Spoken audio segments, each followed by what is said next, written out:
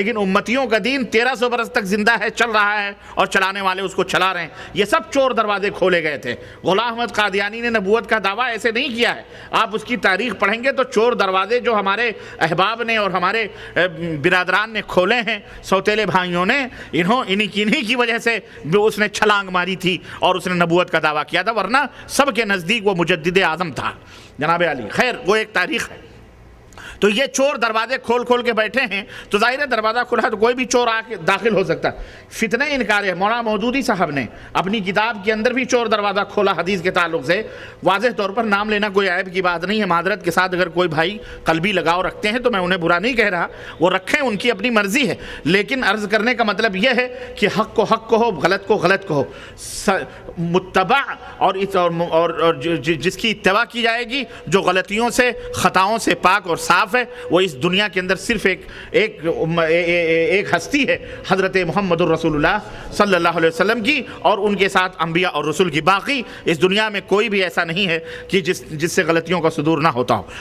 تو مولانا مودودی صاحب نے بھی یہ درایت کے لفظ پر مجھے وہ بات یاد آئی کہ انہوں نے بھی چور دروازے کھولے، اور کیا کہا کہ بخاری بھی انسان ہے، وہ بھی انسان ہے، غلطی ہو گئی ہے، ہو جاتی ہے، ٹھیک ہے، روایت کے اوپر بھروسہ نہیں کیا جا سکتا مکمل طور پر، کیونکہ بہت ساری ایسی حدیثیں ہیں جو ضعیف ہیں، لیکن اس کے اندر ایک فقیہ جو ہوتا ہے، فقیہ منس سمجھدار، ایک سمجھدار اس ضعیف روایت کو دیکھتا ہے تو اس کے اندر چھپے ہوئے درایت سے جب اس کے اوپر غور کرتا ہے، روایت تو ضعیف ہے لیکن درایتاً جب اس کے اوپر غور کرتا ہے تو چھپے ہوئے جوت کو اور اس روشنی کو معلوم کر لیتا ہے۔ تو اس لیے ٹوٹلی طور پر روایتوں کے اوپر بھروسہ نہیں کیا جا سکتا، بلکہ درایت بھی قابل حجت ہے، آدمی کی سمجھ بھی ہے کہ اپنے دماغ سے وہ ہیرے کو پا لیتا ہے۔ خیر، یہ چور دروازہ ہے۔ ہم کہتے ہیں ٹھیک ہے، درایت کی قینچی اور درانتی آپ چلا رہے ہیں پورے دین پر، یہ اتھارٹی صرف اعلیٰ حضرت آپ کو حاصل ہے کہ یا امت کے اور بھی لوگوں کو حاصل ہے؟ سوال یہ ہے۔ اگر مولانا مودودی صاحب کو حاصل ہے تو آپ میں کون سے سرخاب کے پر لگے ہیں کہ مولانا فلانے میں نہیں حاصل؟ ہر آدمی اپنے تئیں دعویٰ کر سکتا ہے کہ روایت تو یہ کہتی ہے، لیکن ہماری سمجھ میں ہماری درایت اور ہماری سمجھ اور بوجھ یہ کہتی ہے کہ ایسا نہیں، ایسا ہونا چاہیے۔ اب بتائیں کہ پورا دین اس طرح سے بازیچہ اطفال ہو جائے گا کہ نہیں ہو جائے گا؟ مثال دوں میں آپ کو، کل میں نے ایک مثال دی تھی، اقیم الصلاۃ، نماز قائم کرو۔ نماز کے 8 معنی آتے ہیں قرآن میں، درود کے معنی میں بھی ہے، صلاح جو ہے رحمت کے معنی میں بھی ہے، صلاح جو ہے تسبیح کے معنی میں بھی ہے۔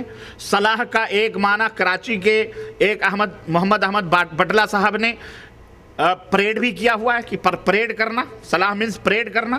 اسی طرح سے صلاح کا ایک معنی نظام ربوبیت قائم کرنا، یعنی جس کو کہہ لیں آپ نظام ربوبیت، یہ کیا کہتے ہیں اس کو، نظام ربوبیت، اشتراکیت کا نظام جو ہے اس کو قائم کرنا۔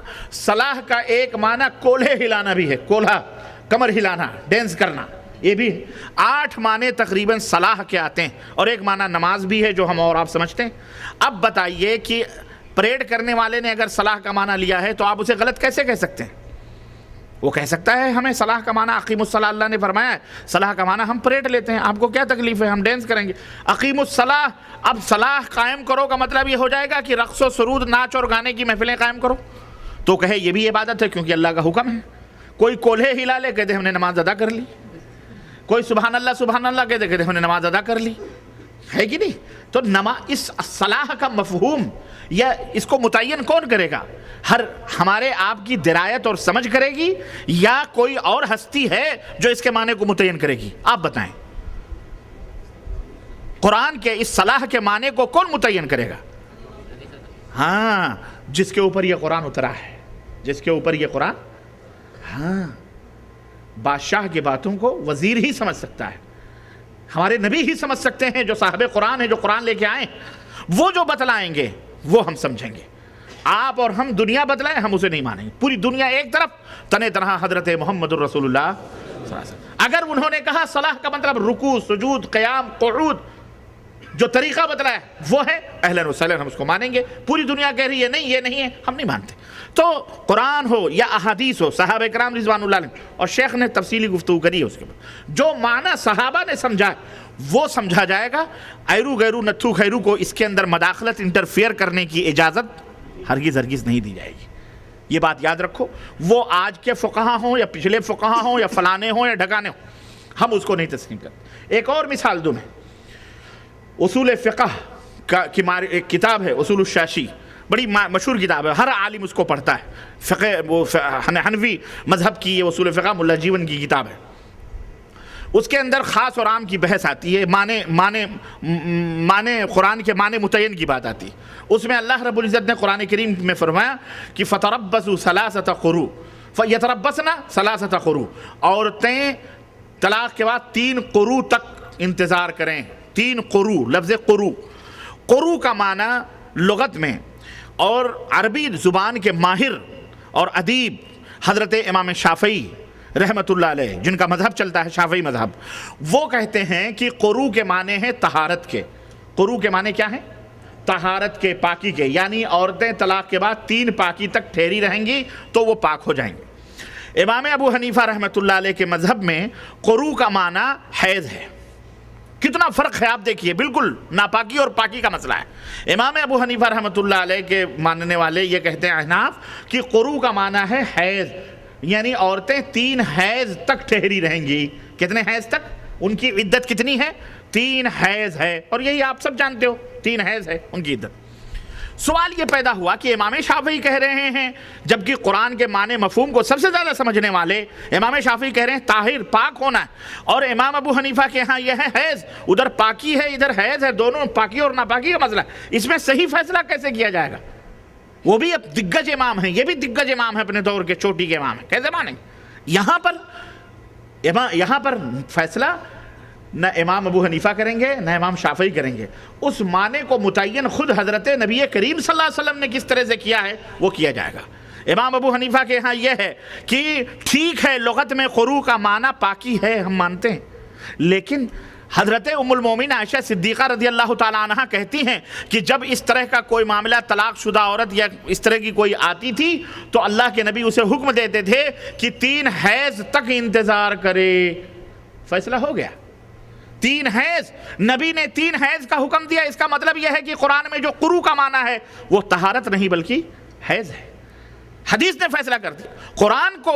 قرآن کے معنی اور مفہوم کو متعین کرنے کے لیے اللہ کے حبیب حضرت محمد الرسول اللہ صلی اللہ علیہ وسلم کی حدیث ہوگی. اب امام شافعی ٹھیک ہے چوٹی کے امام ہیں، مانتے ہیں احترام کے ساتھ، لیکن ہم ان کی بات ماننے کے لیے تیار نہیں ہیں. امام ابو حنیفہ رحمۃ اللہ علیہ کی بات صحیح ہے، اہلاً و سہلاً لے لیں، لیکن یہاں لکیر کے فقیر جو مقلدین ہیں وہ کہیں گے نہیں امام شافعی نے جو کہا صحیح، ان کے شاگرد کہیں گے صحیح ہے، امام حنیفہ کے شاگرد کہیں گے نہیں صحیح ہے. ہم کہتے ہیں کہ جو صحیح ہے سارے امام اہل السنہ والجماعہ کے امام ہیں، ہمارے امام ہیں جن کی بات قرآن و سنت کے مطابق. خیر اس کی ایک نہیں سینکڑوں مثالیں. عرض کرنے کا مطلب یہ ہے کہ آج کے دور میں جنہوں نے قرآن کے، جیسے یہ غامدی فرقہ چلا ہے، غامدی جاوید احمد غامدی کیوں ٹی وی پر آ رہا ہے، یہ مفتی ٹی وی جو ہے، کچھ فضائیات کے مفتی بن بیٹھے ہوئے ہیں اور گھروں گھروں میں فتوے پھیلا رہے ہیں، اور جو دین اسلام کے بوجھ کے تلے دب رہے ہیں، سسکیاں لے رہے ہیں، مر رہے ہیں، اپنے آپ کو مصیبت سمجھ رہے ہیں. وہ لوگ ایسے مفتیوں کو ابھار کر کے ان سے فتوے لے کر اپنا مزے لے رہے ہیں. خیر اب ان کے یہاں ناچ گانے بھی جائز ہیں، موسیقی بھی جائز ہے، میوزک بھی جائز ہے، ڈانس بھی جائز ہے، سب کچھ جائز ہے. کوئی مرتد ہو جائے اس کو کچھ نہیں کہا جائے گا، یہ بھی جائز ہے. تو درایت کی دراتی جو ہے، دراتی سمجھتے ہو، اس سے یہ لوگ شریعت کے اس درخت کو کاٹ کر ٹکڑے کر کے ختم کر دینا چاہتے ہیں. ہم کہتے ہیں کہ احادیث کو روایتوں میں سمجھا جائے گا، اور جس طرح روایت صحیح ہوگی پھر اس روایت کے معنی اور مفہوم کو صحابہ کرام رضوان اللہ علیہ، تابعین، ائمہ، ان سے ہم سمجھیں گے.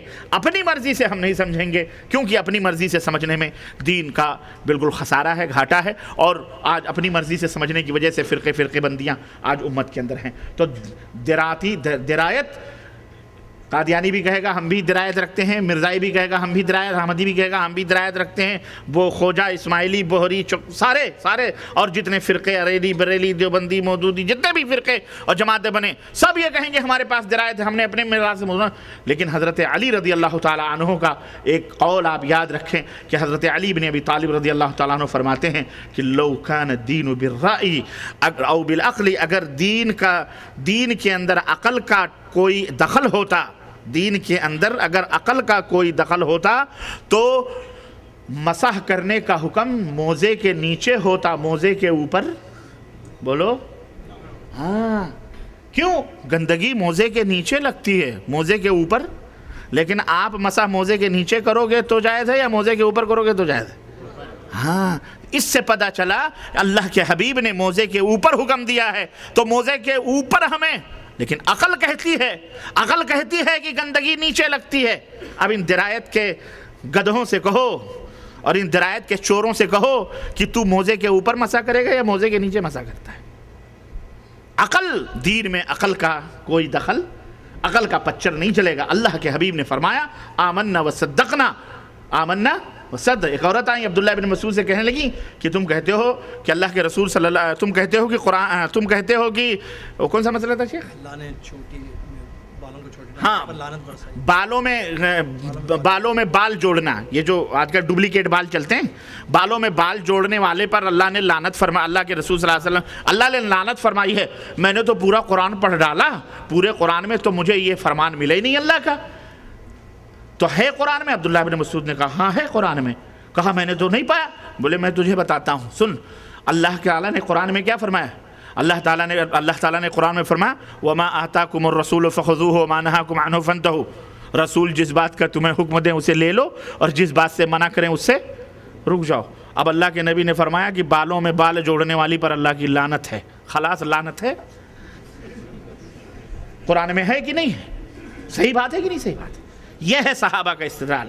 ہم بھی یہی کہتے ہیں کہ قرآن کو حدیث ہمارے نبی کی نگاہوں سے سمجھو، اپنے دماغ سے نہ سمجھنے کی کوشش کرو۔ یہ ہمارا منہج ہے، یہی سلف کا طریقہ۔ آج بہت سارے سرپھرے چور، بدماش، لٹیرے، ڈاکو دین کے، میں انہیں وہی چور دروازے اپنے آپ کو اہل سنت کہتے ہیں، اور کہتے ہیں اہل حدیث جو ہوتے ہیں غیر مقلد، اپنے دماغ سے قرآن حدیث کا معنی سمجھتے ہیں۔ بیٹا ان سے بولو ہم نے جو ہے کچی گولیاں نہیں کھائی ہیں، قرآن کا معنی تم سے، تمہارے مفتیوں سے ہمارا ایک عام آدمی بہتر سمجھتا ہے، الحمدللہ۔ تم سے، تمہارے علامہ فضلہ مفتیوں سے ایک ہمارا عام اہل حدیث کہیں زیادہ حدیث رسول کا حافظ ہوتا ہے۔ یہ اللہ کا شکر ہے، میں چیلنج کے ساتھ کہتا ہوں۔ تمہارے ایک عالم کو قرآن حدیث کی ایک عبارت پڑھنے کی تمیز نہیں ہے، لیکن الحمدللہ ہمارے طلبہ احادیث زبان زد ہوتے ہیں، الحمدللہ، یہ اللہ کا شکر ہے۔ تو ہم جب حدیث پڑھ کر کے حدیث بیان کرتے ہیں تو تمہارے کلیجے کیوں پھٹتے ہیں؟ یہ حدیث بیان کرتے کیوں نہ حدیث بیان کریں؟ حدیث تو ہمارا اٹھنا بٹھونا ہے۔ ہمیں اپنے نبی سے صرف حلوے مانڈے کے لیے محبت نہیں ہے کہ ڈیگ ٹھنکا کے نبی کے نام پہ کھاؤ، اور جب عمل کی بات آئے تو وہ مولوی والی بات ہو کہ ایک مولوی تھا، اللہ کے نبی کی باتیں میں، اللہ کے نبی اللہ کی سوکھی روٹی کھاتے تھے، اللہ کے نبی یہ کرتے تھے۔ گاؤں والوں نے کہا مولوی صاحب بڑے نیک ہے، کھانا جب آیا شام کو تو چٹنی روٹی پیس کر کے لاگے رکھ دی سامنے۔ اب مولوی وہ دیکھ کر کے رونے لگا۔ بڑے چالو ہوتے ہیں یہ لٹیرے ڈاکو، ایک سے ایک فراڈی ہوتے ہیں۔ میں آپ کو بتاؤں، گھر کا بھیدی لنکا ڈائے، بچنے کی کوشش کرو ان فراڈی برے مولویوں سے۔ اللہ یہ دعاتن علی ابواب جہنم ہے الا من رحم اللہ، سب ایک طرح نہیں ہوتے بھائی۔ اب تم ہمیں بھی اسی زمرے میں سمجھنے کی کوشش کرو۔ الحمدللہ ایسی بات نہیں ہے۔ سنیے، سب کو سمجھو گے تو پھر کہیں نہ کہیں تو لگنا پڑے گا نا کسی نہ کسی کنارے ساحل۔ تو مولوی دیکھ کر کے جب بیٹھا تو لوگوں نے کہا کہ کھاؤ مولانا کھائیے۔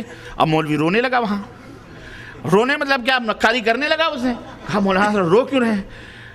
چٹنی روٹی دیکھ کے، مرغا نہیں آیا اس لیے چٹنی روٹی۔ کہنے لگے ظالموں، اس بات پہ نہیں رو رہا ہوں کہ تم نے مرغا نہیں دیا، اس بات پہ رو رہا ہوں تم نے ہمیں رسول اللہ صلی اللہ علیہ وسلم جیسا سمجھ لیا۔ یہ تو رسول اللہ تو نہ ادھر کے نہ ادھر کے۔ اس لیے میرے بھائیوں، ہماری دعوت، ہمارا میسج، ہمارا پیغام یہ ہے کہ اب دنیا بیدار ہو چکی ہے۔ جاگو، قرآن اور سنت کو سلف نے جس طرح سمجھا ہے یہ جھوٹ بولتے ہیں، وَلَعْنَةُ اللَّهِ عَلَى الْكَاذِبِينَ، جھوٹوں پر اللہ کی لعنت ہو. یہ منہج ہے، گریبان پکڑ کے کسی سے بھی پوچھو. قرآن حدیث کو ہم اپنے مرضی سے منمانی سے نہ سمجھتے ہیں، نہ سمجھنے کی تعلیم دیتے ہیں. ہم کہتے ہیں قرآن کو اسی طرح سمجھو جس طرح ہمارے نبی نے سمجھایا اور جس طرح صحابہ نے سمجھا. صحابہ نے تابعین کو، تابعین نے تبع تابعین کو، تبع تابعین نے اپنے شاگردوں کو سمجھایا. اسی طرح قرآن و حدیث کو سمجھو گے کامیاب ہو جاؤ گے. اور اگر 14 صدی کے ملانوں کے دین پہ عمل کرو گے، گھر میں بنائے گئے سہارنپور، دیوبند، بریلی اور قادیان اور مرزا اور یہ، تو پھر گئے پھر خلاص، پھر نہ خدا ہی ملا، نہ وصال صنم، نہ ادھر کے رہے نہ ادھر کے رہے. اللہ خیر ہے. يا أيها الذين آمنوا توبوا إلى الله توبة نصوحا. ڈاکٹر ذاکر نائک صاحب کہتے ہیں کہ ہمیں اللہ تعالیٰ کو وشنو اور ودھاتا کہنے میں کوئی حرج محسوس نہیں ہوتا، کیونکہ لوگ اللہ کو خدا بھی کہہ کر پکارتے ہیں، تو اس سے کوئی برائی نہیں ہے. براہ کرم ہماری رہنمائی فرما دیجیے، کیا یہ درست ہے؟ اب یہی عقل پرستی ہے، اسی کو کہتے ہیں عقل پرستی. آدمی کے پاس جس چیز کا علم ہو اس آدمی کو وہی بات بولنی چاہیے. اللہ رب العزت نے قرآن میں فرمایا لا تخف ما لیس لک بہ علم، جس بات کا تمہیں علم نہیں ہے اس کے پیچھے مت پڑو. تمہارا جو دائرہ کار ہے اس دائرے میں رہو. ایک کسان کا دائرہ کار کھیتی ہے، کھیتی کے بارے میں وہ بتائے. ایک مزدور کا کام مزدوری ہو، وہ مزدوری کے بارے میں بتائے. ایک ڈاکٹر کا کام انجینئر نہیں کر سکتا، نہ ایک انجینئر کا کام ڈاکٹر کر سکتا ہے کہ نہیں. ڈاکٹر کا کام انجیکشن لگانا اور جسم کو دیکھنا اور بخار اور سردی زکام اور دیگر امراض کی تشخیص کرنا ہے اور اس کا علاج کرنا ہے. لیکن اسے آپ پیپر اور قلم دے دو کہ ہماری اس بلڈنگ کا اسٹرکچر بنا کے کھڑا کر دو، بیچارے کو کیا معلوم. تو عرض کرنے کا مطلب یہ ہے جو جیسا ہوتا ہے اس سے اس طرح کے سوالات، اور اس کو چاہیے کہ اسی انداز کا وہ جواب جس کی جو فیلڈ ہے. ڈاکٹر ذاکر نائک ایک مشہور مبلغ ہیں، وہ جو ہے کیا کہتے ہیں مناظراتی انداز میں وہ کیا کہتے ہیں اسلام اور کرسچنالٹی میں ڈیبیٹ کرتے ہیں، مناظراتی طور پر پیش کرتے ہیں. ٹھیک ہے، اچھی باتیں کرنا چاہیے. ہندو دھرم اور اسلام کا تو خیر کوئی برابری ہے ہی نہیں. کوئی یہ کہے کہ ہندو اور اسلام، یعنی ہندو دھرم اور اسلام، تو میں کہتا ہوں یہ سب سے بڑا احمق ہے. کیوں؟ اس لیے کہ یہ ہندو دھرم آسمانی کتاب ہے ہی نہیں. ہے عیسائیت، مسیحیت اور یہودیت، یہ کتاب ہے توریت، زبور. معلوم ہے اللہ نے بھی انہیں آسمانی دھرم کہا ہے، اس لیے ان کا آپس میں مقارنہ تو ہو سکتا ہے. لیکن ہندو دھرم کا مقارنہ آدمی کرے جناب علی کہاں راجہ بھوج کہاں گنگوا تیلی. ہندو دھرم کا مقارنہ اللہ کے اسلام سے ہو، یہ کرنا ہی حماقت ہے. میں ایک بنیادی طور پر نمبر 1. نمبر 2، جس کی جو فیلڈ ہے اس فیلڈ میں اس کو کام کرنا چاہیے. ڈاکٹر ذاکر نائک ایک طبیب تھے، ڈاکٹر تھے، انجیکشن لگانے والے ڈاکٹر. وہ ڈگری ہولڈر، ڈاکٹریٹ نہیں، جو PhD ہوتے ہیں وہ نہیں ہیں. ان کو چاہیے تھا بیچارے وہ ادھر اپنا طبیبی کرتے اور انگریزی زبان میں ماہر تھے. پتہ نہیں دکان چلی کہ نہیں چلی، سوچے یار ادھر سے نہیں تو ادھر ہی مار لو. مولویوں کا بڑا چل رہا ہے مسئلہ، ماشاء اللہ تبارک اللہ. خلاص پلٹی ماری انہوں نے اور آگے اس فیلڈ میں. ٹھیک ہے، الحمدللہ، welcome doctor Zakir Naik, welcome to تبلیغ اسلام. انشاءاللہ ما فی مشکل، کوئی حرج نہیں. الحمدللہ ہم نے تو بہت سارے لوگوں کو برداشت کیا ہے. آپ بھی کوئی مصیبت اللہ تم ہدایت دے اور اللہ تعالیٰ ان کے شر اور فتنے سے اور ہمارے بھی شر اور فتنے سے اللہ امت کو محفوظ رکھے. آمین یا رب العالمین. کسی کے بھی شر اور فتنے سے اللہ حق کی رہنمائی کرنے کی سب کو توفیق عطا فرمائے. الحمدللہ کام ہو رہا ہے اور اچھا کر رہے ہیں. لیکن فیلڈ کی بات ہے. ایک ملاقات ہوئی تھی ڈاکٹر صاحب سے ہماری پاکور کانفرنس میں. میں نے ان سے کہا تھا کہ ڈاکٹر صاحب آپ کی جو فیلڈ ہے ماشاءاللہ تبارک اللہ، اس فیلڈ میں کام کرو. خامخواہ ادھر بڑھنے کی کیوں مت کوشش کرو. علماء کی فیلڈ ہے یہ تمام سب مسائل اور فتاوے، آپ فتوے ہوتے مت دو. نہ فتوے کی میں نے ان کو نصیحت کی تھی ڈاکٹر ذاکر نائک کو. شاید انہیں یہ شاہد ہیں، یہ تھے پاکور کانفرنس میں. ہم ناشتے کی ٹیبل پہ جمع ہوئے اور وہاں ہم نے تعارف ہوا اور وہاں ہم نے بات کری تھی. بہرحال المہم، لیکن وشنو برہما یہ وہ دیکھیں، اس کو کہتے ہیں الہات. اللہ عز و جل نے یہی ہے جب ایک آدمی عالم دین نہیں ہوتا. ایک آدمی عالم، دیکھو کتاب